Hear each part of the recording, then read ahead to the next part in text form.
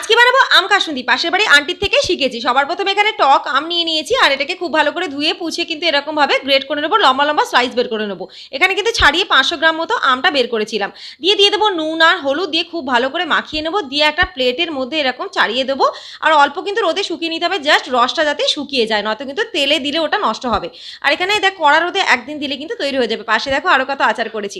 এখানে কিন্তু দেখো আমটা আমাদের শুকিয়ে গেছে। আর এখানে আমি কিছু মশলা নিয়ে নেবো, যেমন কালো সর্ষে, কাঁচা লঙ্কা আর রসুন। রসুনটা খুব বেশি হলে কিন্তু চলবে না, ঝালটাও অল্প হবে, সর্ষেটাও খুব বেশি দেবে না। খুব সামান্য জল দিয়ে পেস্ট বানিয়ে নেবো। দিয়ে আমের মধ্যে মশলাটা দিয়ে সর্ষের তেল দিয়ে অল্প একটু নুন দিয়ে কিন্তু এটাকে মিক্স করে নিতে হবে। পরে তেল দরকার হলে কিন্তু অ্যাড করেছিলাম। আর এখানে বয়ামের মধ্যে দিয়ে দেবো। তারপরে কিন্তু এখানে জারক লেবুটা থাকলে তোমরা দেবে, এতে আচারটা কিন্তু অনেক সুন্দর হবে আর অনেক দিন ভালোও থাকবে। এটাকে দিয়ে কিন্তু খুব ভালো করে মিক্স করে নেবো। অল্প সর্ষে তেল দেবো, কাঁচা লঙ্কাগুলো গোটা দিয়ে ছিল সেগুলো কিন্তু দিয়ে দেবো, এতে কিন্তু আরও ভালো লাগে। ওপরে কিন্তু আবার আমি আম দিয়ে সর্ষে তেল দিয়ে দিলাম। ব্যাস রেডি আমাদের আচার। কেমন হচ্ছে কমেন্ট করে কিন্তু জানাতে ভুলো